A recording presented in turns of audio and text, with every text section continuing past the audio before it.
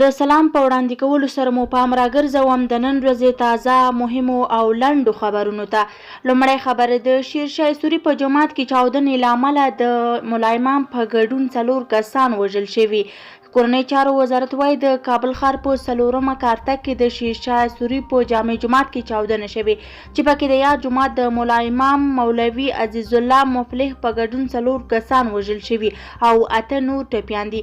د کورنۍ چارو وزارت ویان تاریکارین د لومړنیو معلوماتو له مخې نن ماسپښین د جمعې لمانځه د خطبې پر مهال په جومات کې ځای پر ځای شوي چاودېدونکو توکو چاودنه کړې چې د یاد جومات ملا امام عزیز الله مفلح او 3 نور لمونځ کوونکي وژل شوي او 8 نور ټپیان دي.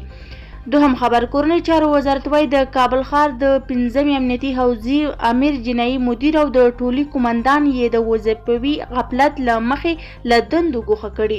د وزارت ویان وایي په دې وروستیو کې د نوموړې حوزې په مربوطاتو کې د امنیتي وضعیت په اړه د پولیسو د غفلت په هکله جدي شکایتونه موجود وو.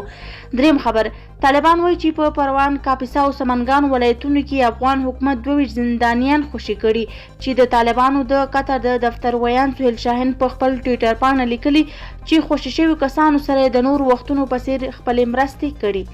څلورم خبر خلیلزاد سولې لپاره د ټولو لورو وروستیو مثبتو هڅو هیلې زیاتې کړي.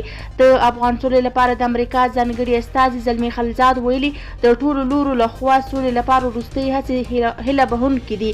بلخوا ولسمشر غني وایي چې ډېر ژر به پاتې 2000 نور طالب بندیان هم له بند آزاد او راتلونکي اونۍ به د سولې په تړاو نور مهم پرمختګونه هم وشي.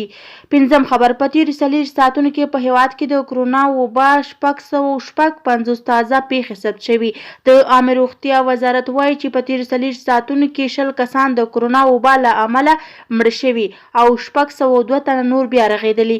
د دې سره په هیواد کې په کرونا د اخته کسانو شمیر 3546 تنو ته ورسېد چې له دې ډلې 446 تنه مړه شوي او 3928 نور رغېدلې دي.